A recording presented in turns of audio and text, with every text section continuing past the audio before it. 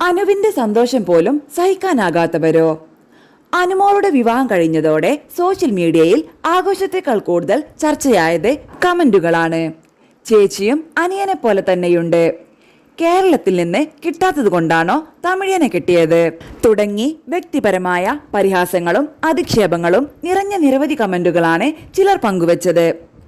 മറ്റൊരു വിഭാഗമാകട്ടെ അനുമോൾ നേരത്തെ പങ്കെടുത്ത പരിപാടികളിലെ ചില സംഭവങ്ങൾ ചൂണ്ടിക്കാട്ടിയും താരത്തിന്റെ വിവാഹത്തെ പരിഹസിച്ചും രംഗത്തെത്തി.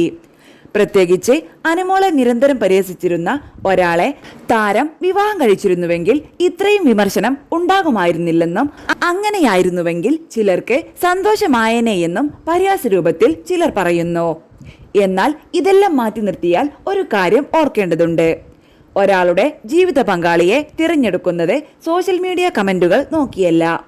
വിവാഹം എപ്പോൾ നടക്കണം, ആരെ വിവാഹം കഴിക്കണം, എത്ര കാലം ആ ബന്ധം നിലനിൽക്കും എന്നൊന്നും മറ്റുള്ളവർ തീരുമാനിക്കേണ്ട കാര്യങ്ങളല്ല.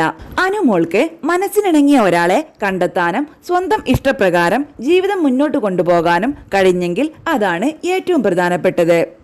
ഇത് എത്ര കാലം കാണും, എത്ര നാൾ നിൽക്കും എന്നൊക്കെ ചോദിക്കുന്നവരോട് ഒരു മറുപടി മാത്രം: ഒരു ബന്ധം എത്ര കാലം നീണ്ടു നിൽക്കും എന്നതിനേക്കാൾ ഒരുമിച്ച് ജീവിക്കുന്ന കാലം എത്രത്തോളം മനസ്സോടെ ജീവിക്കുന്നു എന്നതാണ് പ്രധാനം.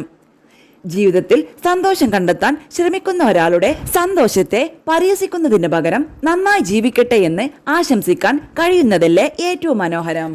അനുമോളുടെ ജീവിതം അവരുടേതാണ്, സോഷ്യൽ മീഡിയയുടേതല്ല. നിങ്ങളുടെ അഭിപ്രായം എന്താണ്? വിവാഹം കഴിഞ്ഞാൽ പോലും താരങ്ങളുടെ സ്വകാര്യ ജീവിതത്തെ ഇങ്ങനെ കമന്റുകളിലൂടെ വിലയിരുത്തുന്നത് ശരിയാണോ?